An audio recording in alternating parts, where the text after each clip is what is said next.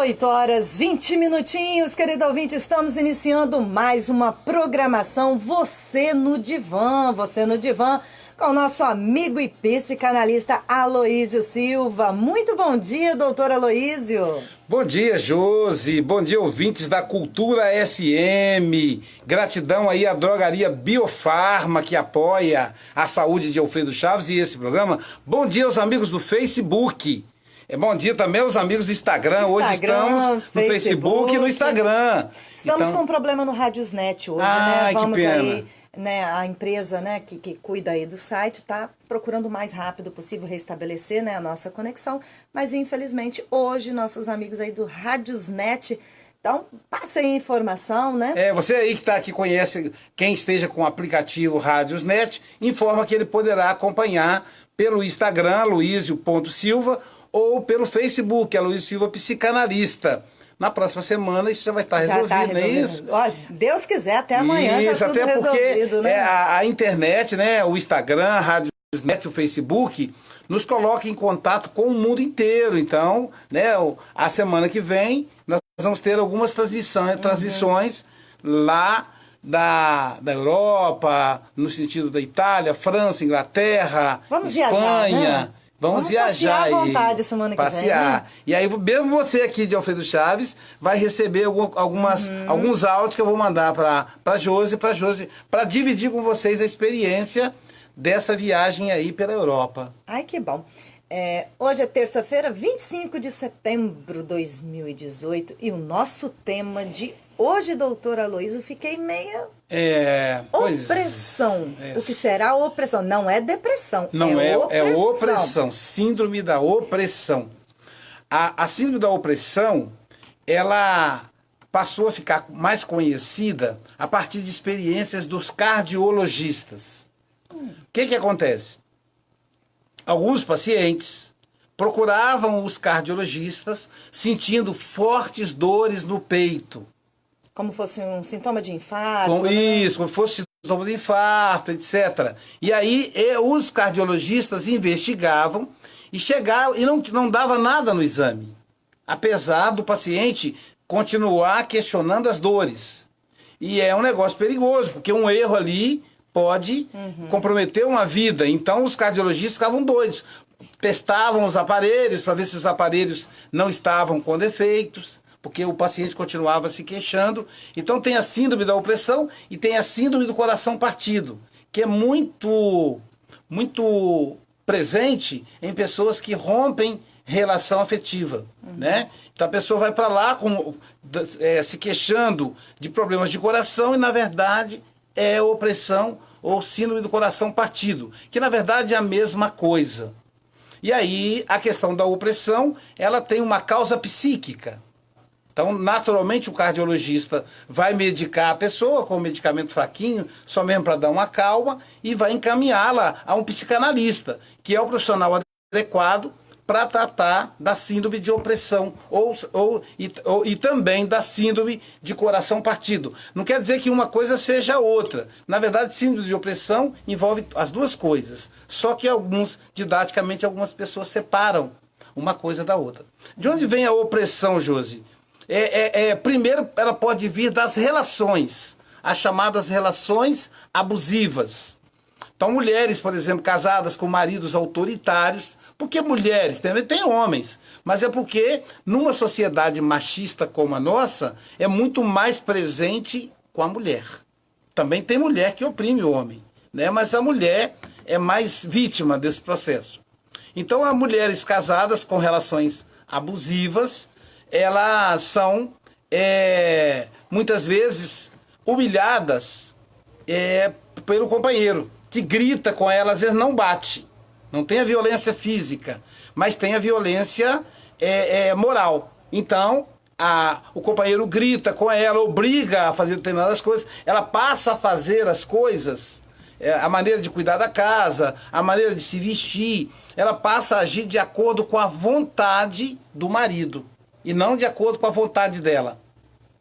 Então, ela começa fazendo isso e ela vai repetindo, daí um tempo ela começa a sentir dores no peito. É a opressão. aquela opressão repetida vai lançar um sintoma de dores no peito. Pode ser também, claro, o marido também com relação à mulher. Eu atendi uma paciente que ela sofria a opressão da filha. A filha atingiu a juventude. Então, quando as duas iam sair, ela é uma mãe jovem, bonita, porque hoje né, a diferença entre mãe e filha está cada vez menor. Em função dos recursos, dos cosméticos, o cuidado com a saúde. Isso faz com que a gente permaneça bonito por muito tempo. Então, a filha dizia, você está querendo competir comigo? Falava com a mãe dela. Aí a mãe dela ficava assim, e ela falava, troca essa roupa. E a mãe trocava. A mãe trocava. Aí você vai, mas por que essa mãe permitia que a filha abusasse dela, oprimisse ela? Aí a gente vai buscar lá na infância. A causa está na infância. Então a filha só repete o que ela vê em casa. Provavelmente ela viu o pai fazer isso com a mãe. Então ela repete. A mãe então passa a ser oprimida. E a mãe só obedece ela porque já obedece o marido, já obedeceu o pai, a mãe. Então é algo que vem lá da infância. É aquela pessoa que é sempre submissa a alguém. Sempre submissa a alguém. Essa submissão chega uma hora, então a pessoa não vive. Ela vive a vida do outro. Ela vive a vida daquele que manda nela. É como se fosse um pau mandado, alguém que está sempre à disposição do outro. O eu dela está enfraquecido. Foi enfraquecido da infância. Ela não tem a vida própria, ela não tem prazer, não tem prazer próprio. Tudo dela, ela está sempre preocupada, o jeito dela vestir, o jeito dela dormir, o jeito dela comer, aonde ela vai trabalhar, como ela vai trabalhar, tudo isso é alguém que está ditando a regra para ela. Tipo, esse alguém é o opressor, entendeu? Vamos fazer dar um exemplo aqui, né? Mas eu vou comprar uma blusa e eu gosto da blusa na cor vermelha. Eu me sinto bem. Aí o meu esposo, o filho fala assim, não, mas você fica bem de amarelo. Eu vou botar aquela blusa amarela, vou sair, parece que...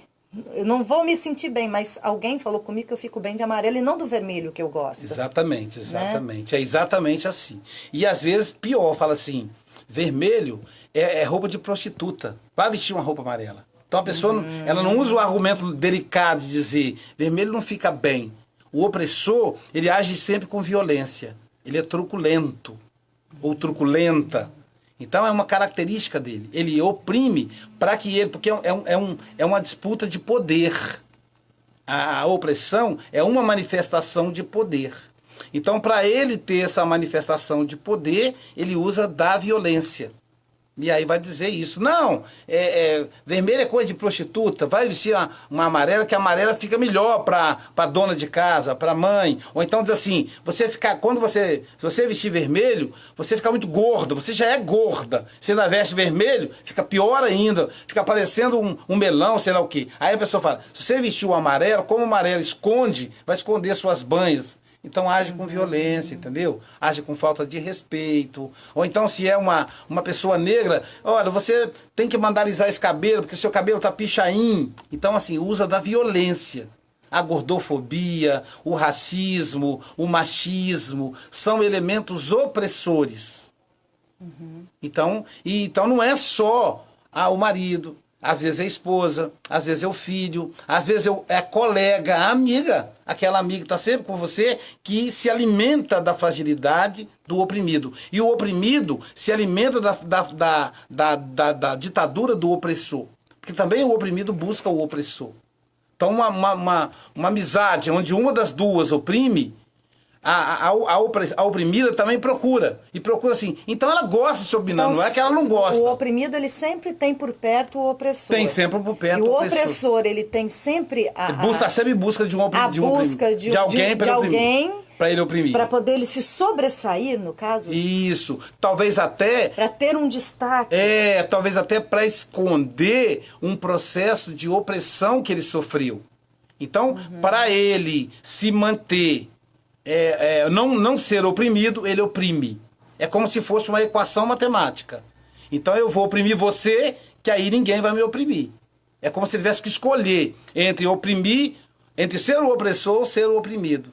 Entende? Eu preciso que alguém siga os meus comandos para que eu me sinta assim, bem visto. Bem visto, exatamente. Porque Freud vai dizer que o processo, não existe um processo sadomasoquismo. O processo é sempre sádico. O masoquista, na verdade, é aquele que virou a câmera da violência para ele mesmo. Entende? Então, toda pessoa masoquista, se ele tiver oportunidade, ele vai ser sádico também. Portanto, toda pessoa oprimida, ela numa primeira oportunidade, ela vai ser opressora. Então, você pega, por exemplo, uma criança que os pais batem muito, oprimem muito. Quando não tem ninguém por perto, ele faz isso com o cachorro. Porque o cachorro é menor que ele. Ou ele faz isso com o irmão menor.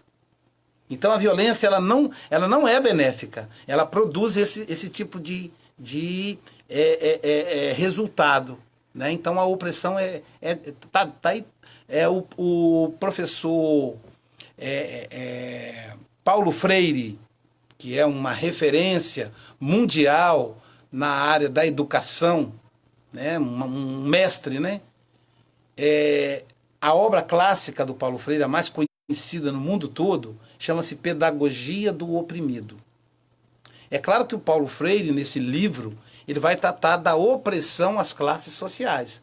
Ele vai tratar do pequeno agricultor, que é oprimido pelo grande atravessador, pelo empresário do agronegócio, etc. Ele vai falar do operário, que é oprimido pelo patrão, do empregado pelo patrão. Mas ele vai aprofundar a discussão e aí ele vai dizer o maior opressor não é aquele que está de fora, é o que está de dentro. Então, a própria pessoa se oprime, a própria pessoa busca alguém que a oprima. Ela elogia, ela gosta no sentido assim, ela busca por um processo de adoentamento que ela adquiriu na infância. O professor Paulo Freire utiliza como fundamentação teórica o Erich Fromm. A tese de doutorado do Erich Fromm é o amor. Então, Erich Fromm, para discutir o amor, ele discute essas várias manifestações do amor e ele vai discutir a opressão. Então, todo o oprimido tem dentro de si o opressor. Então, ele mesmo se oprime, ele mesmo se sujeita. Então, às vezes, por exemplo, uma mulher, ela tem um relacionamento que ela apanha do marido. Ela se separa daquele marido e o próximo relacionamento ela vai apanhar de novo. Se aparecer um homem bonzinho, que a respeita, ela não vai nem sentir atração sexual por ele. Ela vai buscar sempre um homem violento, truculento, que humilha, que faz ela se sentir oprimida. Por quê? Porque ela está adoentada. Isso faz parte de um processo que vem lá da infância dela. Ela foi violentada pelo pai, pela mãe. A mãe a oprimia, o pai a oprimia. Então, se era o pai, por exemplo, se é o pai, ela vai procurar o parceiro opressor. Se é a mãe, ela vai procurar aquela amiga opressora. Então você vai dizer, mas por que fulana está sempre com cicrana? Se cicrana sempre sacaneia ela. Porque ela precisa de alguém, ela transfere para aquela pessoa o afeto que ela tem pela mãe. Então é como se a amiga dela fosse a própria mãe.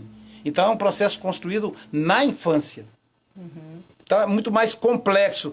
Às vezes fica parecendo que se você retirar o opressor do processo, o oprimido vai se salvar. Não, você tem que tratar o oprimido, porque você tira o opressor, ele vai buscar outro. Então você tem aquela irmã casada com um marido picareta que não vale nada, você fala, tem que separar. Ela separa daquele picareta e arruma outro picareta, porque o problema está nela. Então é ela que tem que tratar para ela se libertar dela primeiro, depois desse marido, aí sim ela vai ter condição de ter um relacionamento. É que muitas vezes a pessoa fala, eu tenho o dedo podre. Todos os namorados, todos os companheiros. Ontem mesmo, uma paciente, a última que eu atendi à noite, ela me dizia, não, Luísio, não adianta, eu nasci para ser amante, porque ela foi amante e essa culpa pela relação triangular trouxe para ela um câncer no útero. E eu falei para ela, você precisa romper com ele. Não, eu já rompi, faz 1 ano. Falei, pois é, mas o câncer está dizendo que você ainda está doente. né? Então, não adianta você fazer só a cirurgia no útero, a raspagem. Você precisa fazer a cirurgia no seu eu, na sua consciência, né? Perceber onde é que está esse processo de violência aí. Então, normalmente a pessoa busca outra. Aí ela falou, não adianta, eu tenho que ficar sozinha, porque todo homem que eu arrumo são homens violentos, truculentos, que não me respeitam. Todos os filhos que eu tenho foram de homens casados. Então eu não valho nada, eu só procuro um homem casado. Não, não tem nada a ver em você valer nada ou não valer. A questão aí não é moral. A questão aí é uma questão patológica. Sabe, a gente às vezes julga o outro muito com questão moral. Provavelmente ela deve ter ouvido isso milhares de vezes. Você não vale nada, você só procura um homem casado, é porque você não presta. Só que ela sofre. E aí eu disse a ela, se você não se tratar... Talvez o até mesmo dos companheiros que ela arrumou, né? Isso, se você não se tratar, o que acontece? Se passar um homem legal, um homem que queira você integralmente, um homem que vá te respeitar, você nem olha para ele. Tem um caso, por exemplo, de uma paciente, ela já não está mais comigo, que o marido espancava ela. E aí ela começou a fazer terapia, e eu dizendo para ela, você tem que deixar esse marido. E aí continuou e tal. Aí um dia o marido tentou enforcá-la com o cabo do ferro de passar roupa. Em tempo dele queimá-la, né? Ela estava passando roupa, ele chegou, começou a agredi-la, e nisso ele pegou o fio do ferro e passou na garganta dela e apertou. A sorte é que chegou uma vizinha e deu um grito, aí ele largou e chamaram a polícia. E aí, olha só que interessante, a polícia prendeu o cara, ele teve que responder processo, porque contratou advogado, conseguiu pagar a fiança, ficou aguardando julgamento e liberdade. Durante toda a sessão, ela vinha com a proposta de ir lá e suspender o processo. Depois ela falou, aí depois ele voltou para a ex-mulher. Aí ela queria voltar para ele, falei, olha só, mas aquela sem vergonha voltou para ele, não, você devia ter pena dela, porque é ela que vai apanhar no seu lugar agora. Então você não tem que ir lá disputar, não é ela que é o problema. Então você tem que ter pena, você tem que ter ódio dela. Então é todo um processo, sabe, de vínculo. E eu disse a ela, olha, eu vou fazer o seguinte, caso você volte para o seu marido, ele também ia lá me assediar, ele também tentava me convencer a não atendê-la. Aí eu disse a ela, olha, se você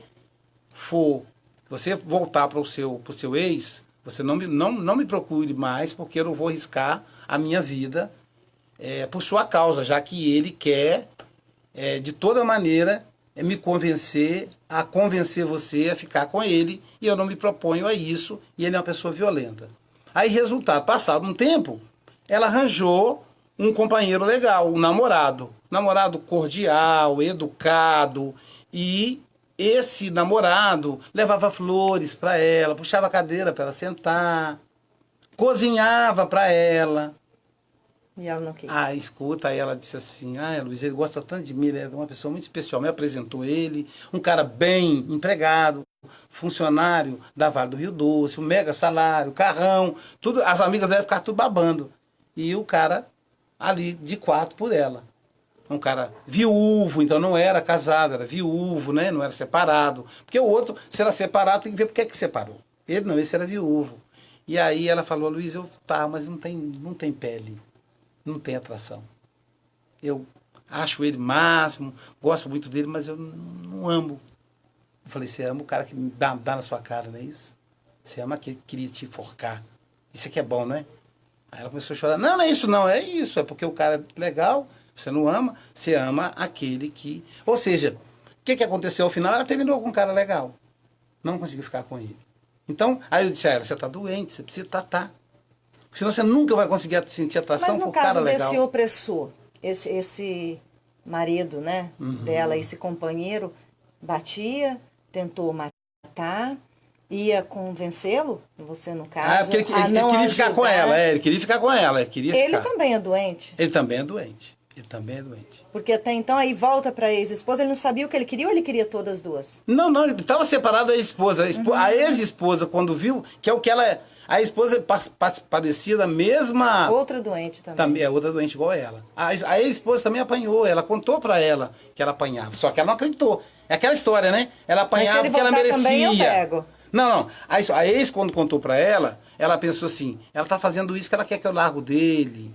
Ou então, ela apanhava porque ela merecia, entendeu? É o outro, não é como você. É igual a namorada quando vê o filho maltratando a mãe, fala assim, ele fala isso porque aquela velha é chata mesmo.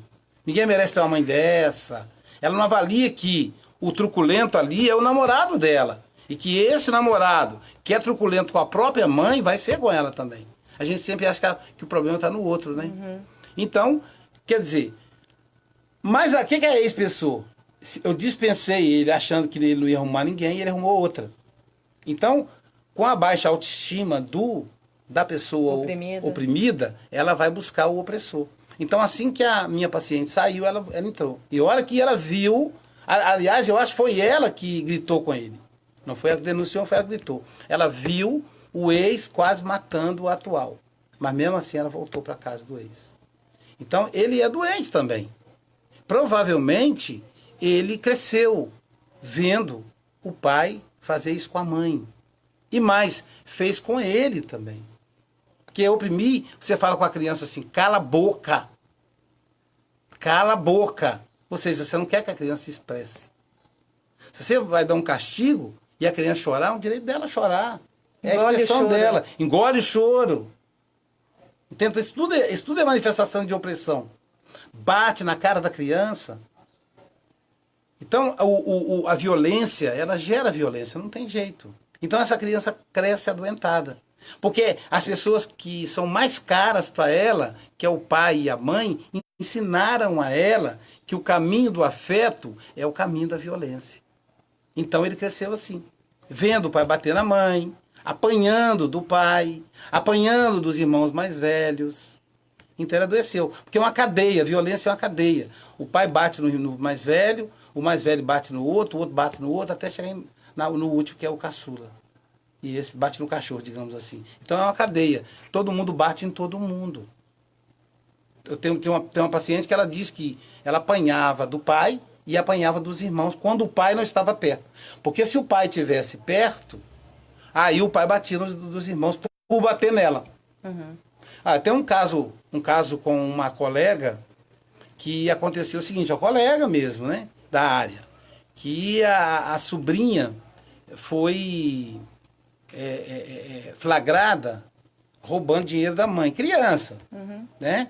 Então não é primeiro que não é roubar. A criança não tem noção ainda do que é dela e o que é do outro. É uma oportunidade de educar. Né? Então todo mundo passa por essa situação na infância. E aí o que a mãe fez? A mãe pegou o garfo, esquentou no fogão e colocou na mão da criança.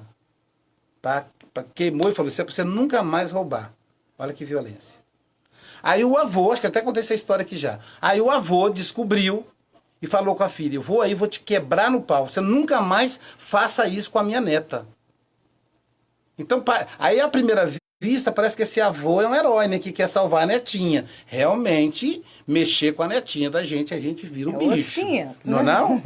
Mas a forma como ele corrigiu a filha demonstra o ser truculento que ele é. O ser violento que ele é. E aí... E também... Aí sabe o que a filha respondeu para ele?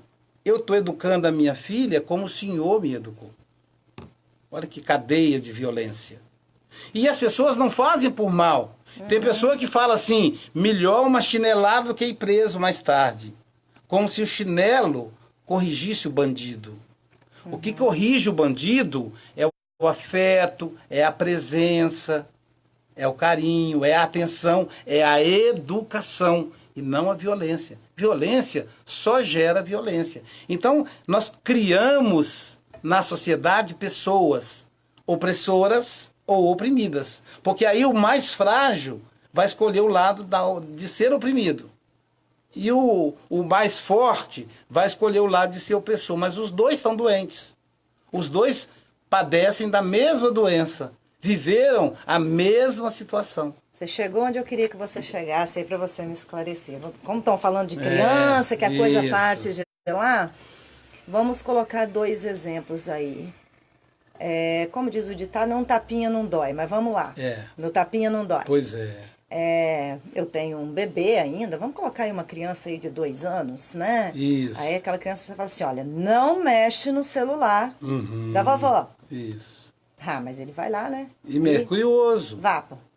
Não mexa, eu disse pra você não mexer, e a criança vai lá mexer. Isso. Aí você dá aquele tapa, a criança...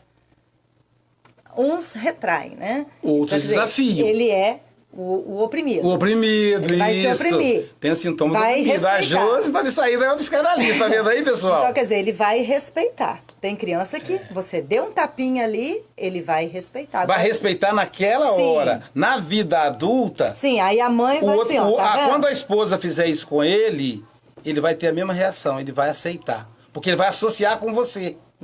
Quando a esposa der um tapa nele, ele vai dizer, isso é prova de amor, porque minha mãe dava tapinha porque me amava. Porque às vezes a gente fala assim, isso é porque eu te amo, tá na cara. Isso é porque eu te amo, porque eu não quero que você se torne bandido. E tá! Então, assim, amor significa apanhar. Então ele vai associar. O outro vai reagir. E aí onde ia chegar? Aí tem aquele que a mãe, ó, dá um tapinha, ele chora e volta no celular. A mãe pega a sandália. Isso. Uma chinelada mais forte, ele chora e volta no celular. Isso, a mãe fala assim, isso é raça ruim. Teimoso. Isso. Ele tá teimoso, ele não me respeita. Isso, esse aí vai ser o abusador, vai ser o opressor. É interessante que no instinto ali você já descobre. Agora, como é que você evitaria um e outro? Se você fizesse com amor. Não pode, meu filho, o celular é da mamãe. E aí ele vai pegar. Não pode, meu filho, ele vai pegar. Aí você tira o celular dali. Só isso. Por que ele tem que conviver com o celular ali sem pegar o celular? Você convive em ver aquele prato delicioso no restaurante self-service sem pegar para comer? Tá à disposição dele. E mais, a criança não tem noção do que é dela e do que é seu. A noção de posse, ela só vai surgir na criança a partir dos 5, 6 anos. Pode ver que criança de 3 anos, você levar na casa de um amiguinho, ele quer levar o brinquedo do amiguinho embora. Porque ele não entende que aquele brinquedo não é dele. Aí a mãe fala, meu filho, não é seu, é do seu amiguinho. Ele não entende, ele chora. Então, ele tem o direito de chorar. E a mãe tem o dever de deixar o brinquedo do amiguinho, que é do amiguinho, para ele ir aos poucos aprendendo. Mas ele só vai mesmo ter noção 6 anos. Com 6 anos de idade. 6 anos então não tem noção. essa com uma criança aí de 2, 3 anos de idade. Mas ele sabe. Ele sabe não, é instinto. Só que o instinto é perigoso. Ele reage, ele não age. Ele reage. Né? O instinto é assim. É como jogar uma bola de borracha na parede. Ela volta com a mesma velocidade que você jogou. Aí tem mãe que fala assim, mas eu não bato não no meu filho. Mas dá cada grito. Também é um tipo de violência. Eu estava pensando, né? Você educar uma criança é muito difícil, não é fácil não. Eu estava num congresso esse final de semana no Rio de Janeiro e a gente estava tratando até sobre violência contra a mulher, na visão da psicanálise. E enquanto eu falava, tinha um menino, ou meninozinho, né? Ele ia lá, pegava água, derramava no chão, e mexia com um, e mexia com o outro, e tentava chamar a atenção, que é normal da idade dele, devia ter uns 3 aninhos. E ali, eu aqui pensando, meu Deus, ninguém dá jeito nesse menino. E olha que eu sou psicanalista, sou vovô. Eu ali, para ninguém dá jeito nesse menino. Aí fiquei pensando, eu olhava pro pai, o pai sonso, né? Olhava para a mãe também nem aí, né? Os dois queriam estar no seminário, e mas que o menino tinha que estar ali. Então, olha como que os pais, eles perdem espaço quando eles se tornam pais. Não era para estar os dois ali. Aquele era um ambiente desconfortável para a criança. E eu fiquei ainda torcendo que um dos dois não desse bronca no menino. Porque, sabe o que faz? Um dá um beliscão e fala, sai daqui, você não pode fazer isso. Mas não é o lugar dele. O lugar dele é um playground, um lugar onde ele vai poder correr, brincar, no pula-pula. Então, se o congresso pudesse levar a criança, então que tivesse ali um pula-pula, uma recreadora, um recreador para cuidar das crianças. Agora não dá, a criança estar no ambiente de adulto. Então eu falei, caramba. Aí, então eu fiquei pensando, como é que é isso, né? Quem deve ficar com essa criança em casa? Aí, lógico que de primeira mão vem o que na cabeça da gente? Quem deve ficar com a criança em casa? A mãe. Mas não é a mãe. É quem menos precisa estar ali. Dos dois, qual que era preponderante estar ali? Era o homem, então a mulher ficava com a criança em casa. É a mulher, porque ela trabalha com conselho tutelar, etc, etc. Então o pai, pelo amor de Deus, ficasse com essa criança em casa. Estava lá o pai, a mãe, o tio, e o menino estava lá fazendo a festa. E aí vai gritar com o menino? Não pode gritar, é opressão se fizer isso. Ali não é o lugar dele, não é por mal que a criança está agindo. Ela está incomodada, ela quer chamar atenção. Faltava pouco dizer, ei, socorro, eu quero, aqui não é para mim. Faltava pouco ele dizer isso. Então, sabe, às vezes a gente coloca as crianças em situações muito complicadas. Semana passada, eu e Viviane estivemos em Guarapari. Vamos levar a minha nora para uma consulta. E aconteceu um caso que nós viemos rindo até em casa. Eu cheguei, eu deixei na porta do hospital, né, o Lucas e a Raíssa, e eu e a Viviane fomos assim, estacionar o carro, né? Do outro lado da rua tinha um carro parado, o pai, imagino eu, né, no banco do motorista, e uma criança que devia ter, a idade da Paulo Vitória, uns 3 a 4 anos. Foi espivitado igual a Paulo Vitória. O menino Vitória. estava sentado em cima da porta do carona, e com o rostinho para fora, assim, né, no vidro dianteiro do carro. Ele estava sentado para fora, quer dizer, perigo do menino virar na calçada. Com certeza, com certeza. E o cara estava ali todo. De longe eu já vi aquela cena, falei, poxa, mas estacionei meu carro, ficamos um do lado, um do outro. Aí o menino fez assim, oi? Ele fez para eu e a Viviane. Aí nós olhamos, né? Nossa, que menino educado, gente, que coisa linda. Oi! Ele olhou pra gente, Viviane só olhou pra mim e falou assim, ai, que vergonha. Não, Se minha filha faz isso comigo, acho que eu ia morrer. E o homem sentado, aonde ele estava, ele ficou e eu comecei a rir. Eu olhei. Mas aprendeu com adulto, sabia? Aí aprendeu eu saí, com adulto isso. eu saí do carro, eu, Viviane, saí, Viviane, ela não sabia assim, ela ficou eu fazia língua pra ele também, não, ela onda. ficou incomodada. Eu olhei pra ele, oi, você sabia que você é muito lindo? Eu te adorei. Fechei o carro, saí. O homem só abaixou a cabeça, assim. E ele continuou, mas ele não fez mais língua pra gente. Mas a Viviane ficou assim, eu fui rindo, que a Viviane falou, nossa vida, isso sou eu. Rachou a minha cara, só de imaginar que pudesse ser. A criança é livre, cara. Sim, mas ela ficou envergonhada, né? A gente não... Mas sabe foi o que pego acontece? de surpresa. Mas assim, o pai não esboçou nenhuma reação. Eu acho que... Nossa, é porque a criança, ela cresce no mundo de adultos. Isso é muito injusto com a criança. Os meus filhos, é lógico que é muito mais fácil eu fazer esse discurso agora. Mas os meus filhos, eu tinha um sonho, que era fazer um banheiro, colocar um vaso de adulto e um vaso de criança do lado do vaso de adulto. Uma pia de escovar os dentes, uma pia de lavar as mãos, adulta, e uma baixinha da altura da criança, pequenininha. E esse meu projeto, ele nasceu porque eu ia em escolinhas e na escolinha era da altura deles. Tem uma mesa para almoçar, pequenininha, para a criança poder sentar. E eu te confesso que as minhas crianças cresceram e eu acabei não executando esse projeto. Então a maçaneta da porta, ela é de 1,10 m. O padrão é 1,10 m. Ou seja, é para a criança não alcançar. Então, nosso mundo é um mundo de adulto. Então, um mundo injusto com a criança. Então, era para minha filha, para você, ter uma reação supernatural quando ele fizesse a língua. Entendeu? É uma maneira... E vai lembrar que ele aprendeu isso com alguém. Ele não nasceu sabendo isso.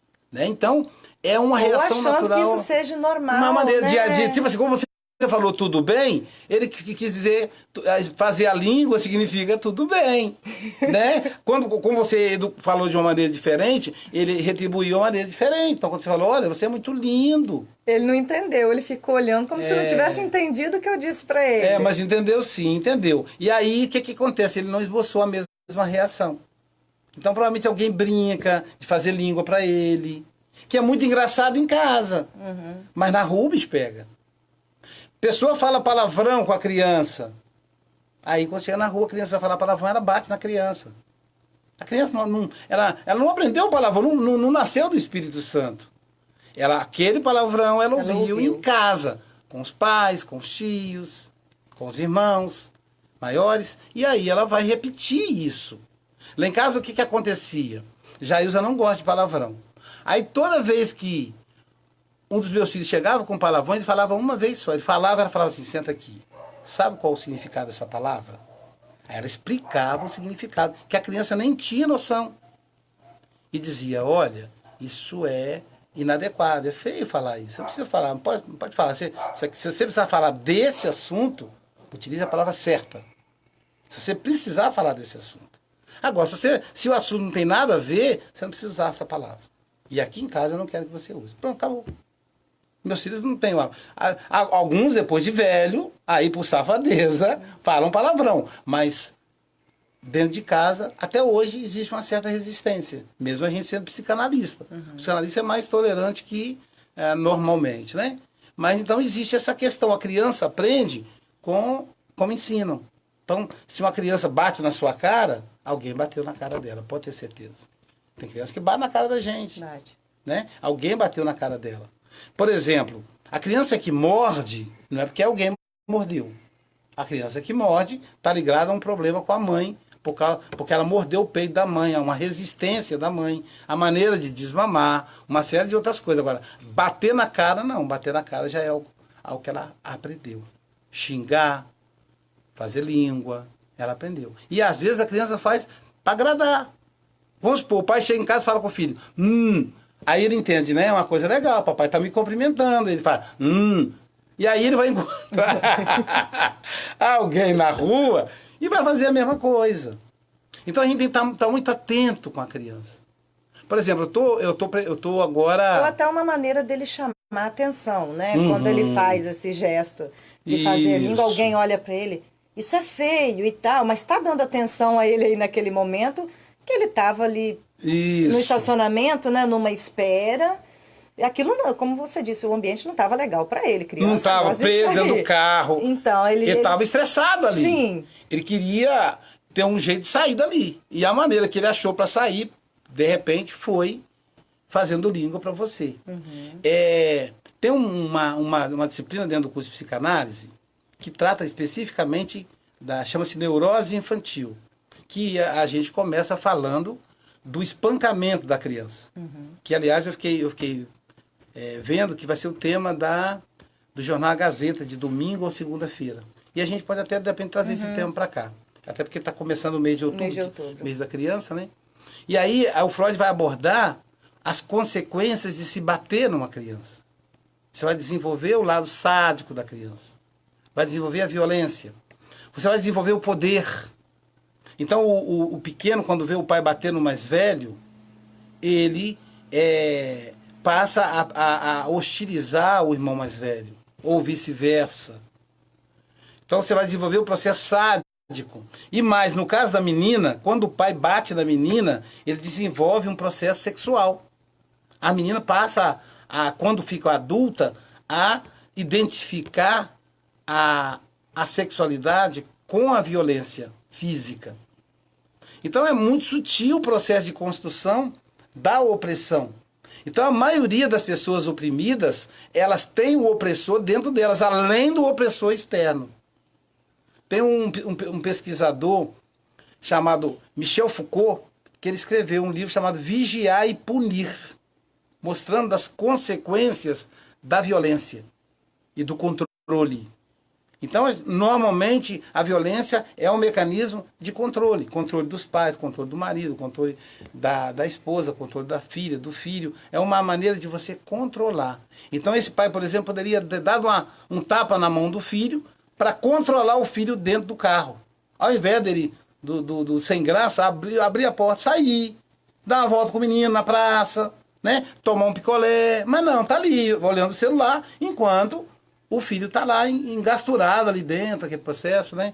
Está chegando perguntas aí. Chegando aqui, no Facebook também. Depois a gente vai ler no Facebook. Vamos dar um pseudônimo aí para... A nossa ouvinte, ela passou que na casa dela acontece diferente. Ela tem uma filhinha com 3 anos de idade. E quando o pai utiliza, né, de palavrões em casa, ela corrige o pai. Então a mãe ensina que ela não pode dizer aquelas palavras. E quando o pai em casa afere alguma dessas palavras, ela corrige o pai. Fala com o pai que é muito feio, que não pode. Então, quer dizer, ela reproduz no pai o que a mãe ensinou Olha que interessante, ela se identifica com a mãe. Mas ela está com quantos anos? Com 3? 3. Então, mãe, conversa com o pai, porque daqui a mais ou menos um ano e pouco, ela vai passar a identificar com ele. Porque vai surgir o complexo de Édipo. Ela faz dos 4 anos? A partir dos 3. Aos 3 ela descobre que ela é diferente do menino. E aí ela hostiliza o menino como ela está hostilizando o pai. Depois ela se apaixona. E aí quando ela se apaixonar, ela vai identificar o pai. E ela vai associar o palavrão ao afeto. Então, na fase adulta, ela vai se apaixonar pelo primeiro homem que fala palavrão para ela. Ela vai lembrar do pai. Então é interessante esse pai mudar o vocabulário. Né? A mãe está agindo corretamente. Né? A mãe é uma boa educadora. Ensina para ela. Mas o pai também tem que colaborar. Né? Principalmente nessa fase. Nessa fase, Você vê que a mãe educou direitinho. Quer dizer, ela está reproduzindo que do 0 aos 4 anos, a filha é muito ligada à mãe. Então tudo que a mãe faz, ela calça o sapato da mãe, ela quer passar o batom da mãe, ela imita a mãe. Agora, a partir dos 4, ela já se define. E aí ela se apaixona pelo pai e aí ela passa a hostilizar a mãe. Pode ser que ela até comece a falar palavrão. Porque aí ela quer desafiar a mãe. E aí a mãe vai ter que ter todo um jogo de cintura, né, para não entrar no campo da violência. Porque aí se está desafiando e a mãe entrar no campo, aí vai ser teste de força, de controle. E aí é claro, né, Josi, que o adulto ganha de 10-0. A criança é oprimida. Esse é o mecanismo de opressão. Porque quando você está em pé e você grita com a criança olha para você, é como se tivesse uma pessoa de 6 metros gritando com você. Pensa. Uma pessoa que tem... Não existe, né? Mas vamos imaginar uma pessoa que tenha 6 metros de altura. A pessoa ela é do tamanho de uma casa de 3 andares. Aí lá de cima, do andar de cima, do 3º andar, você ouve um grito. Você vai ter que levantar, você tem que virar para cima, para você olhar. É assim que a criança se sente quando a mãe, o pai, gritam com ela, batem nela. Então você quer conversar com a criança, senta no chão. Ou pega a criança no colo, para que ela fique na sua altura. Então, se a gente entra numa de disputar poder com a criança, a gente ganha. A curto prazo.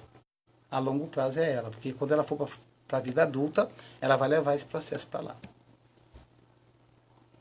É uma questão complicada. E aí, se a pessoa, quando chega no sintoma de ir ao cardiologista, ainda está bom. Às vezes a pessoa fica a vida inteira oprimida. Se for uma mulher, isso vai se manifestar num câncer de mama e num câncer de útero. Se for homem, vai se manifestar em doenças cardiovasculares, em impotência sexual. Então, a opressão a longo prazo, ela provoca males físicos, como qualquer tipo de neurose não tratada a longo prazo. Eu li alguma coisa que dores de cabeça... Também. Imagina quando você grita com a criança, ela põe a mão no ouvido. Porque dói a cabeça dela. Aí o adulto, mesmo se ele pôr a mão no ouvido, não vai adiantar. Então o adulto ele já vai ter a dor de cabeça automática. É um condicionamento. O que você faz com um cãozinho? Ele faz uma coisa, você dá um prêmio. Um biscoitinho. Faz outra, você dá o biscoitinho. Ele vai treinando. Daqui a pouco, senta, aí ele senta. O que é o biscoitinho? Ele está condicionado. Você nem precisa ter o biscoito mais. Você mandou ele sentar, ele já... O inconsciente dele associa que ele vai ganhar biscoito e aí ele senta. Então, nós humanos também somos assim. Então, se você repete um processo muitas vezes, esse processo automatiza. E aí a pessoa passa a se comportar daquela maneira que foi ensaiado ali várias vezes. Então, a opressão a longo prazo é muito complicada. Então, na relação abusiva, é fundamental que a pessoa abusada, que a pessoa oprimida, ela rompa com os laços. e busque ajuda. Busque ajuda, tem os grupos de autoajuda, as igrejas. Tem sempre um espaço onde a pessoa vai conseguir ali, sobretudo com os pares. Porque muitas vezes, uma mulher vai procurar, por exemplo, um pastor. Se esse pastor for opressor em casa com a esposa, ele vai reproduzir isso com a fiel. Eu atendi, por exemplo, uma esposa de pastor jovenzinho, aliás, um pastor bom pregador, um excelente evangelizador. Era uma fragilidade dele, que ele herdou da infância, ele é doente. Ele falou para a esposa assim, olha, tudo que a gente ganhar, nós vamos colocar em cima da mesa. E aí aqui a gente define o que a gente vai pagar. Então não tem conta individual. A conta é coletiva. Recebeu seu pagamento, traz para casa. No dia do pagamento, aqui. Aí a esposa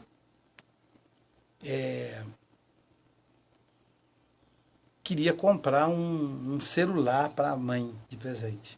Então ela tirou parte do dinheiro. A sorte que ela não comprou o celular. Ela pegou, depositou na cadeia de poupança dela. Reservou. Que no mês seguinte, dias depois a mãe seria o aniversário da mãe, né? Aí botou o dinheiro na mesa, ele contou, falou, cadê o resto? Ela falou, é que a mãe vai fazer, não foi isso que nós combinamos. Se vai comprar presente para sua mãe alguma coisa, a gente decide aqui. A gente não, ele, né?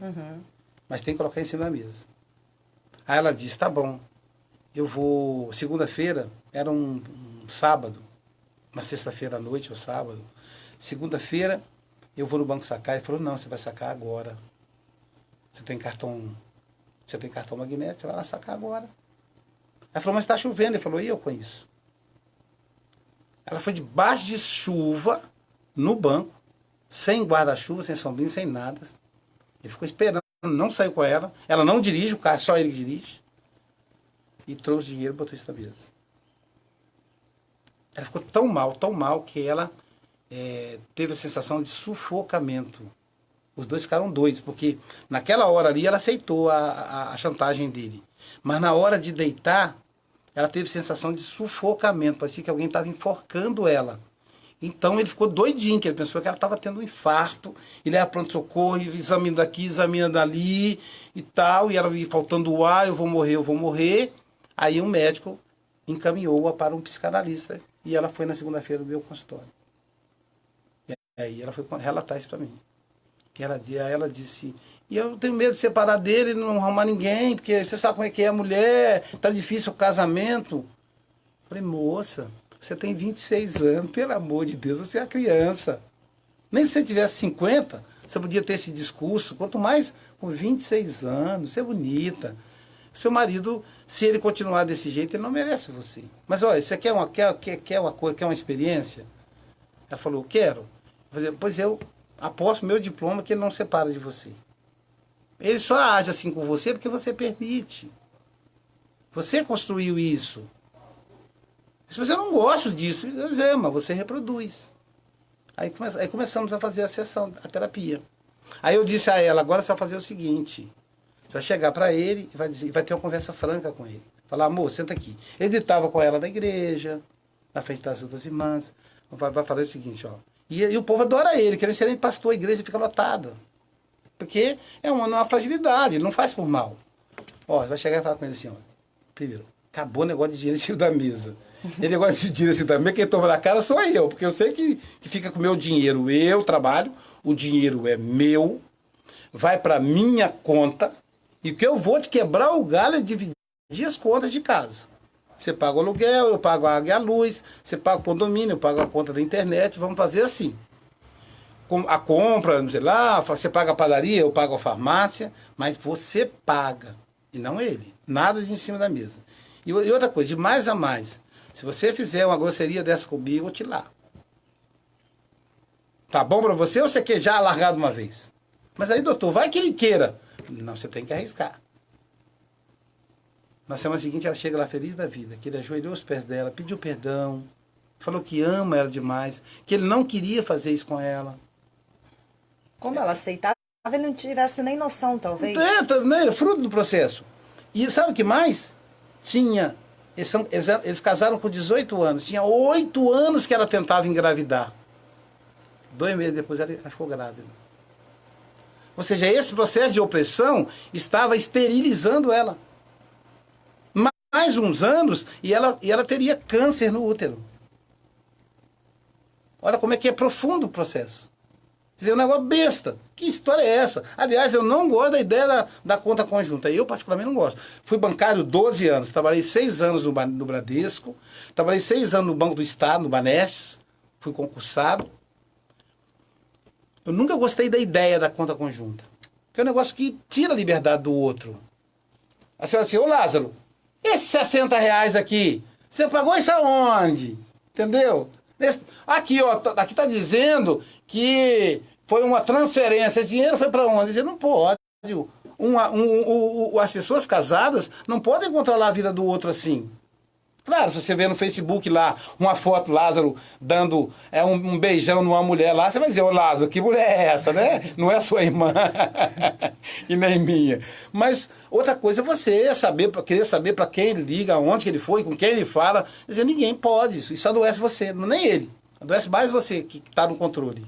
Então, eu não gosto da ideia da conta conjunta. Acho que é uma bobagem. Acho que assim, a família tem que ter uma segurança financeira. Então, por exemplo, Jailza tem todas as minhas senhas. Porque se Deus livre e guarde eu faltar, ela pode ir lá com o cartão e limpar a conta. Porque se não fizer isso, o advogado vai morder 30%, 40% do dinheiro, é injusto. Uhum. Então você tem que dar essa segurança para o seu companheiro, para a sua companheira.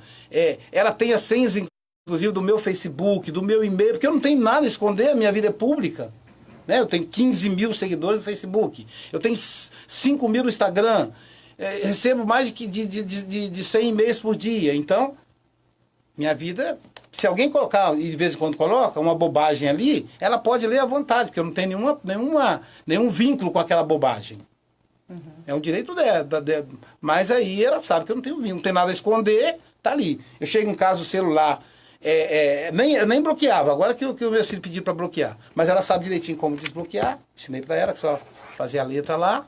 Então, não tem que ter agora.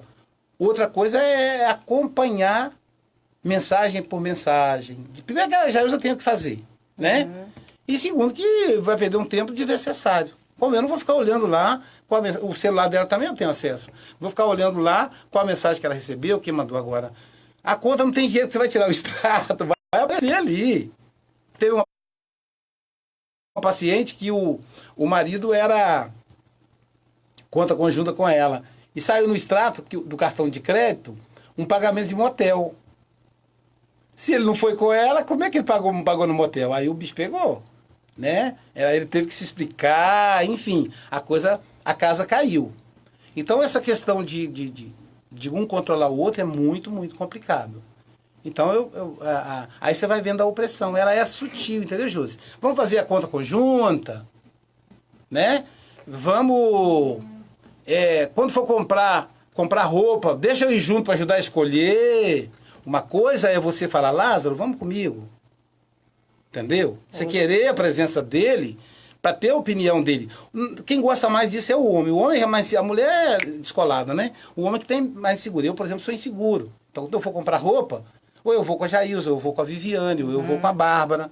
Viviane e Bárbara têm um excelente gosto. É bom que elas me deixam mais jovem. Então, eu vou. Sempre fui. Viviane, olha, estou querendo comprar uma calça, mas eu não sei como. Ela... Deixa que eu vou com você. Aí ela ajuda a escolher a calça, o sapato, tá? Né? Mas eu que convido.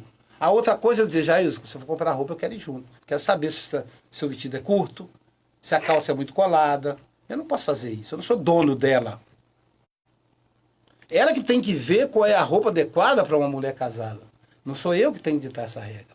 Caso ela peça uma opinião. Aí é diferente. Não, Luiz, esse vestido, o que você achou?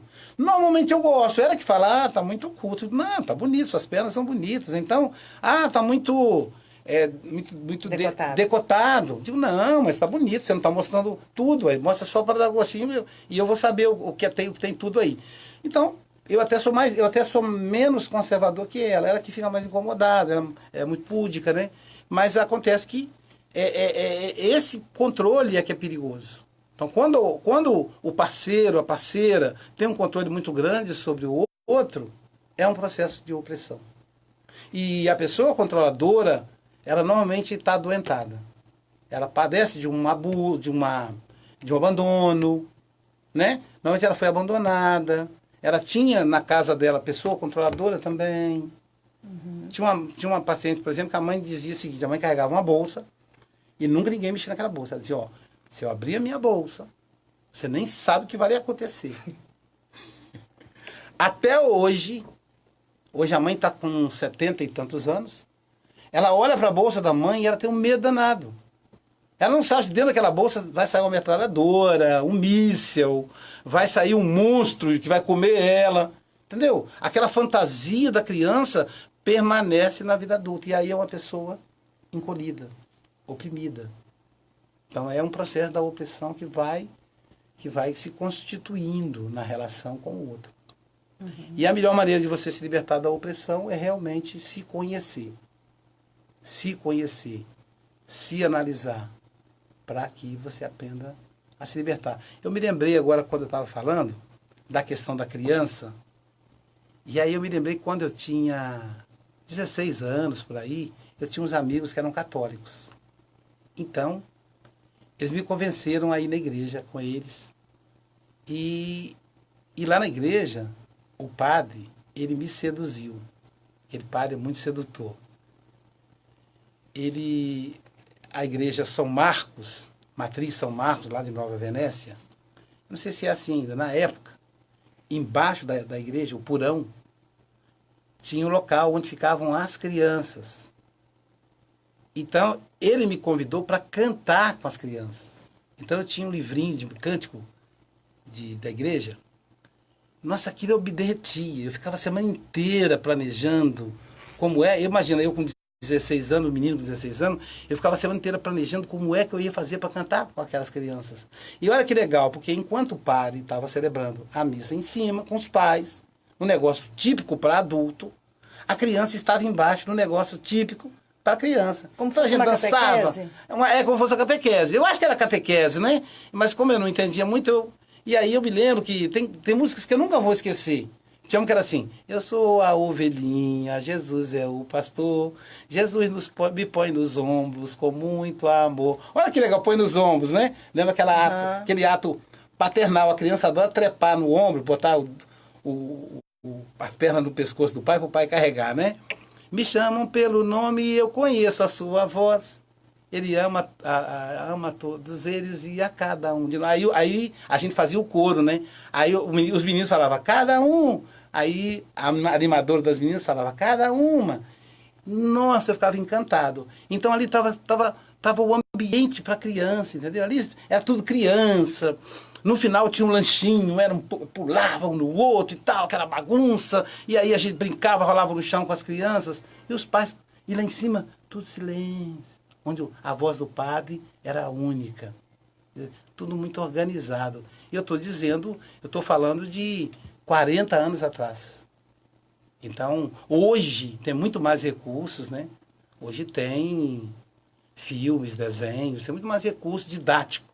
Na época, a nossa didática para segurar aquela meninada era a música. A gente catequizava através da música. Legal. Então, assim, é respeitar o espaço da criança. Tem alguns comentários aí na live, Luiz, eu já vi Vamos passando. Lá?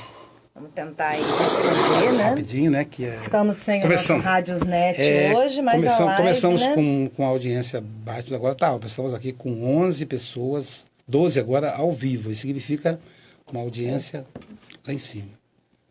Então, tem gente aqui do mundo todo. Semana que vem eu estou viajando para a Europa. A lembrar que na semana que vem o programa vai ser na segunda. Segunda-feira. Porque essa hora eu já vou estar dentro do avião embarcando para Portugal, depois de ir lá para a Suíça.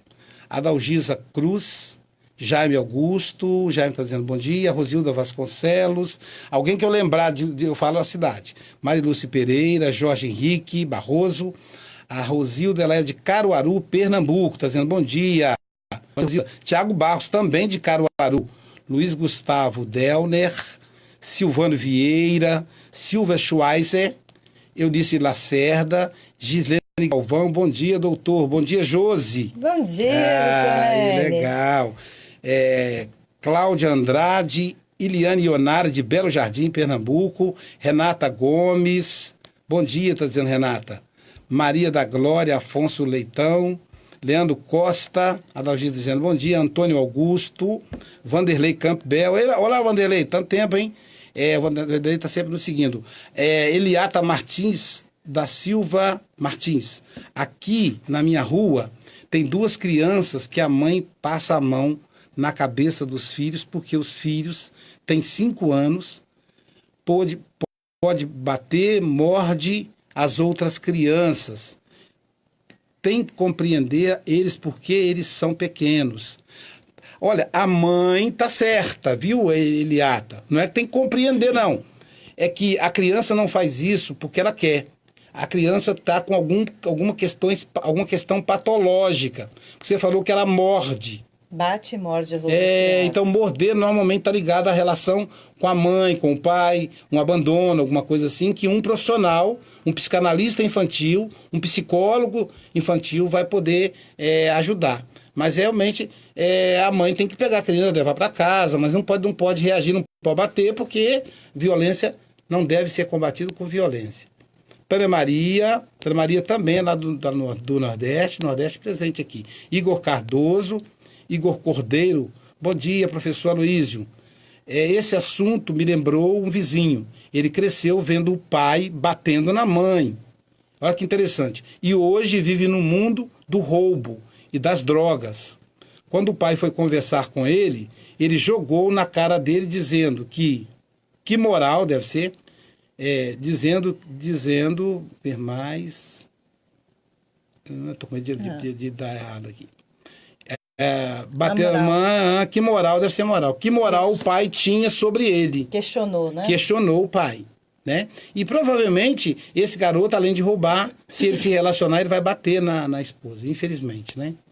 O Rui Romero, lá de Portugal. Ei, Rui, tô chegando aí, hein? Semana que vem. Fátima Sodré Borges, Adriana Montovanelli, Enio Mendes. Hein, Enio? Tô chegando aí na quarta-feira, cara. Vamos marcar para tomar um café. O Enio, ele mora em Zurique, na Suíça.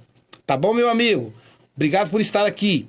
A Fátima dizendo, bom dia, queridos. Hélio Souza, Marilúcio Pereira, Aloísio, o livre-arbítrio. Eu fui muito ignorada quando criança. Não faço isso com ninguém. Ah, verdade. A criança que não tem atenção. Mamãe, eu quero falar com você. Minha filha está ocupada, né? Então tem isso. Às vezes a Paula Vitória, que Sim. é muito quietinha, muito boazinha, né? Para não dizer o contrário. Ela diz, vovô. Aí às vezes o Sérgio fala, deixa a vovô em paz. Não, Sérgio, deixa. Eu gosto. Vovô é para isso mesmo, cara. Para ser explorado pela neta. Adriana Leão, porque os pais, né, a gente sabe que é difícil ser pai. O Sérgio e a Viviane passam dobrado com a minha netinha, mas era uma graça. Isso é prova de inteligência. Silvana Vieira dizendo, gratidão pelas palavras, mas, nossa, exatamente o que eu precisava ouvir. Tem um menino de 3 anos, e como ele tem a personalidade bem diferente da minha filha mais velha, que tem 11, estou tendo dificuldades em lidar com isso. Mas me ajudou muito. Deus abençoe. Obrigado aí, então. Aí o comentário da Silvana Vieira. A Márcia Gattuso é da Flórida, Estados Unidos. O Rodrigo, um abraço, Rodrigo. Obrigado aí pelo compartilhamento. Tá dizendo olá, Rodrigo. A Maria Azevedo, lá de Campos do Goitacazes. Ela é psicanalista também. Solange Medeiros. Júlia Queiroz. A Márcia Gattuso, já falei, André Andrade. A Márcia lá da Flórida está dizendo o seguinte, mas tem homem que quer ir junto às compras para ver quanto você está gastando. Do seu dinheiro. Do seu dinheiro. É verdade. Mas aí, né, Márcia, com jeito tem que negociar. Realmente, né, o cara fica com medo, né? Então, mas não é dinheiro dele. Deixa eu revelar. Desculpa, Márcia, olha só. Se o dinheiro é seu, o cara não tem nada a ver com isso. Manda ele plantar a batata. Fala, olha, quem ganhou o dinheiro foi você. Então, o dinheiro é meu, eu faço com ele o que eu quiser. Né? Alguma vez a Elza disse isso pra mim, então eu aprendi com ela. Mas isso é muito caro. De quem é o dinheiro? Eu disse, é seu. Então, eu faço com ele o que eu quiser. Nunca mais eu falei que era caro. Uhum. Eu falo quando é caro, quando o dinheiro é meu. Uhum. Silvana Gaspar, Evaldo Júnior, lá de Campos. Meu amigo Evaldo, Evaldo trabalha na Petrobras, deve estar de folga. Um abraço para você, meu amigo. Maria Cruz, Maria Azevedo, já falei, de Campos. Carmen Francisco Klein, Tânia Maria, lá de Caruaru, Pernambuco. Eduardo Martins, Lília Branco e Robson Gonçalves. Um abraço para você, meu amigo Robson Gonçalves, filho. Então, essa aí ó, é a turma do Facebook. Respondemos aí, agradecemos a participação. Aqui no Instagram não houve perguntas, de vez em quando está travando, a gente ainda não pegou a manha do Instagram, mas estamos tentando aí. Mas o Facebook você tem aí entrevista completa. Aloysio, eu achei interessante aí o comentário da ouvinte da live, que citou, né, um filho de 3 anos e o outro de 11 anos, a dificuldade Sim. dela, né, na diferença aí dos filhos. Hoje nós estamos vendo crianças que tá nos surpreendendo. Se a gente comparar com a nossa infância lá atrás, que a gente ouve assim, quando meu pai, só de olhar para mim, eu já sabia o que ele queria dizer. Exato. E as crianças, hoje você pode olhar, você pode dar o tapinha, pode dar a chinaca, eles não estão nem aí, eles têm a personalidade deles, eu quero isso, ou eu vou fazer isso, eu vou fazer. Os pais estão tendo muita dificuldade. Estão tendo. Porque veja, Josi, o outro extremo da violência é o permissismo. O permissismo é tão violento quanto a violência. Então, como a gente os extremos nunca é bom, Os extremos nunca é bom. Porque é aí que surge o questionamento, que alguém fala assim, não, esse negócio que não pode dar um tapinha no filho, não pode dar uma varadinha, vai deixando que vocês vão ver. É por isso que o mundo tá do jeito que tá. Mas não é que você não vai agredir o seu filho, que você não possa educar. Isso, uma coisa é você educar, outra coisa é agredir. O padre Zezinho, ele tem um comentário muito interessante. Ele diz assim, a relação entre pais e filhos não pode ser uma relação 5-5. Igual. Porque o pai não é amigo do filho. A mãe não é amiguinha do filho. Ela tem um papel muito mais importante, que é de ser mãe. Ele tem um papel muito mais importante, que é ser pai. Não pode ser 5-5. Também não pode ser 3-7. Porque a criança não pode mandar no pai. A gente vê, às vezes, o filho gritando com o pai, gritando com a mãe, criança. E a mãe baixa. E a mãe baixa, igual essa mãe que a filha falou pra ela, você tá querendo competir pra mim? Você tá achando que você é alguma piriguete? Troca de roupa. E a mãe falou e trocou. Quer dizer, isso é a relação 3-7, de acordo com o padre Zezinho. Também não pode ser a relação 9-1, onde os pais mandam tudo e a criança obedece demais. Ele falou que aí a relação ideal é 7-3, 6-4, em que o pai e a mãe mandam, mas de uma maneira dialogada. Então sua filha fala para você assim, Josi, mamãe, eu vou sair com as amiguinhas, ela nem tá pedindo, tá avisando que vai sair para começar. Eu vou sair com as minhas amiguinhas, que eles fazem assim para tentar tirar a autoridade da gente. E volto, ela tem 15 anos. E vou voltar lá para meia-noite. Aí você diz assim, você vai aonde? Ou então assim, aonde você pensa que vai? Porque ela está dizendo que vai, né? Aí ela diz, é o cinema. Não dá para você ir, nesse horário não dá para você ir ao cinema, não. Não sei o quê, não aceita, entendeu? Não sei o quê, porque isso, porque aquilo, não. Não, você não vai. Você não pode ir. Mas por quê, mãe? Porque, olha, aí você explica, porque é um horário de violência. Você só tem 16 anos. Tudo que acontecer com você, sou eu que respondo. Então, para sua segurança, você não vai. Pronto, você já explicou por quê. Aí o que ela vai fazer? Ela vai começar a chorar. Aí o que o lado truculento vai dizer? Cala sua boca, engole o choro. Não, deixa ela chorar. Então não tem problema contrariar a criança, que não pode usar de violência. O não aí, ela tem que receber não, porque o não faz parte da vida, Josi. Quando eu fiz a proposta ao Fernando, primeiro a você, depois ao Fernando e a Regina, do programa Você no Divã aqui na rádio, não, acabou. Então, a gente vai receber mais, na verdade a gente recebe mais não do que sim na vida. Fizemos um programa sobre isso. Então, esse não, a gente aprende em casa, com os nossos pais. A partir dos 5 anos, o seu não tem que ser firme. Porque o não constrói o caráter da criança. Não, pronto. Ela vai chorar, pode chorar. Se ela perceber que você volta atrás, ela vai te chantagear.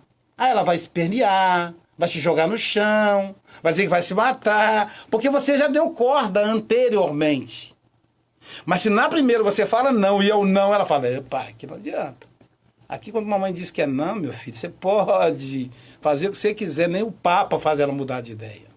Então a criança, ela nos conhece, ela sabe lidar com a gente.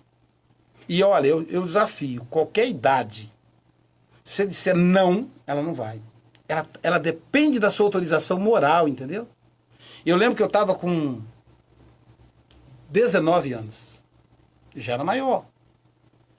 Meu irmão estava com 18. Nós somos 1 ano e 2 meses, eu sou mais velho que ele. Resultado. Aí nós nunca fomos ao carnaval. Então tinha uma excursão para Porto Seguro. Eu já trabalhava. O que eu fiz? Comprei uma passagem, um pacote, para mim e para o meu irmão. Comprei, porque eu sou homem, né? Agora eu tenho 19 anos, agora eu sou homem. Deixei crescer a barba para mostrar que eu era homem. Eu sempre tive a barba fechada, né? Já desde novinho, cresceu a barba. Aí cheguei, falei, mãe. Aí a mãe chegou, eu estava arrumando a bolsa. Eu nem ia pedir não, porque afinal eu sou homem, né? Dobrando a roupa. Aí falou assim, ué, você está dobrando a roupa, está colocando na bolsa? Para quê? Isso é porque eu vou viajar, eu e o André. Aí você vai pra onde? Ele disse, eu vou numa excursão pra Porto Seguro. Ele falou, você não vai não. Eu disse, mãe, eu sou maior, eu tenho 19 anos, eu tenho barba, e eu comprei com o meu dinheiro. Você não vai não, filho. O carnaval é muito perigoso. Em Porto Seguro a cidade vai estar muito cheia. Você não vai não. Só falou isso, mas. Pergunta se eu fui. Perdi, foi pra passagem, isso que aconteceu. Fui lá, tentei trocar, o cara não me devolveu. Também foi na orelha com essa história. Não vai. Então é autoridade moral. E o direito da criança chorar, espernear. E ela chorou e esperneou. Primeiro, se ela espernear uma vez e não fazer efeito, ela nunca mais vai espernear. Então, criança pirracenta é a relação que ela construiu com os pais. Ela não é pirracenta por natureza. É a relação que ela construiu. Ela já aprendeu a chantagear. Então, se a criança pede a mãe, me dá assim, não. Mãe, me dá, não. Aí a mãe, tá bom, pega. Enche o saco, mas não. Pronto, agora acabou. O seu não já não vai valer nada para ela. Toda vez que ela... Então, os pais têm que ter tempo para os filhos. Você tem que ter tato, tem que ter firmeza. Não pode ter culpa. Né? Uhum. Não, por que é não? Porque você sabe que é o melhor para a criança. Por que você vai ter culpa por isso? Agora, se a criança chorar, deixa ela chorar. O que acontece? Por que a gente não deixa a criança chorar? Porque a gente quer controlar o comportamento da criança. E aí, sabe o que vai acontecer? É porque nós temos dificuldade de dizer não. Por que eu não digo não para você? Porque eu não quero que você fique chateada. Só que ao não dizer não, eu construo um problema para mim. Uhum. Então a relação é essa. Então não é você ser truculento, bater na criança, e nem você permitir que a criança faça tudo. Porque depois ela te cobra. Ou seja, para ser pai e mãe tem que se preparar. Tem que se preparar. Não é de qualquer maneira. Não é não. Eu hoje estou citando muito a Igreja Católica, porque estão me vindo essas coisas. A Igreja Católica tem uma questão muito legal. Ela tem um curso de noivos. Uhum. Que seria interessante as pessoas participarem em outras religiões também, estimular, na Igreja Batista, em todas as religiões tem isso, entendeu? E de repente, Josi, ter um curso para pais. Você se descobriu grávida. Então, durante a sua gravidez, você e seu marido vão participar de tantos encontros, onde vai ser instruído isso. A gente precisa dessas coisas. A educação, antes, ela era só a partir dos 7. Aí, graças a Deus, de uns 40 anos atrás, incluíram a pré-escola. Agora está na... Aí depois incluíram o berçário. Hoje a criança vai para a escola com 2 aninhos de idade. Ou até menos. Talvez a gente deva começar na concepção. Quando o pai e a mãe descobre que está grávida, está na hora de ir para a escola. Preparar mais as nossas famílias. As nossas famílias. Precisamos disso. É a família que está adoecida. Tá? Todas essas síndromes que a gente fala aqui é porque a família está adoecida. Está adoecida. Vamos cuidar das nossas famílias, então. Então, no próximo programa, né, Aloysio? Segunda-feira, então, Segunda-feira, dia 1º de outubro, iniciando o mês. É dia 1º na segunda? É, porque o domingo é 30, né? E setembro só tem 30 dias. Sim. Eu lembro da musiquinha que eu aprendi na escola, 30 dias tem setembro, abril, junho e novembro, 28 só tem um.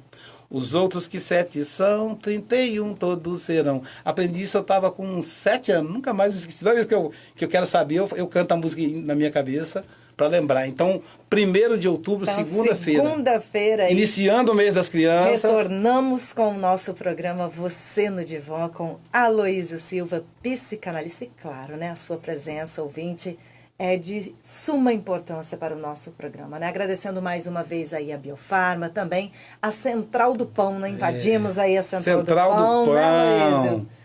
Um forte abraço. Obrigado aí, o pessoal do apoio da Central do Pão. Então, já tem em mente já o programa do dia 1º? Dia 1º, então, nós vamos tratar de neurose infantil, castigo, a violência contra as crianças. Então vamos abordar um pouquinho mais esse tema aí das nossas crianças, né? É. Tchau, tchau.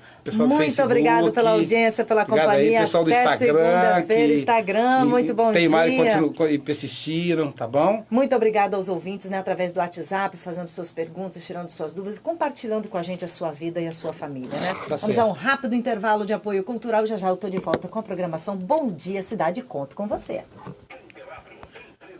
Pessoal do Facebook aí, um abraço. Aí, Josi, despede-se aí. A Josi agora sem o fone de ouvido, tá vendo, gente? E aí, pessoal, ó, nos vemos então. Lembra que na semana que vem vai ser na segunda-feira. Tá bom? Deixa eu tirar o microfone aqui que não tá precisando mais. Então, na semana que vem vai ser na segunda-feira. Eu tô indo pra Europa. E aí, na primeira parada na Europa, Portugal ou Suíça, eu vou ter uma conexão em Lisboa. Se tiver internet de lá, eu já faço alguma transmissão. Senão, quando eu chegar em Zurique, eu já vou fazer uma transmissão. Isso na quarta-feira, que eu viajo. Tem várias conexões até chegar lá. Mas na segunda eu estarei aqui e terça de manhã, cedinho, eu estou embarcando para Portugal. Peço a vocês que me envolvam aí nas orações, para que dê tudo certo. Você também aí do Instagram, tá bom? Um abraço e depois a gente responde a todas as perguntas aí em escrito, como a gente tem um hábito. Um abraço, fiquem com Deus.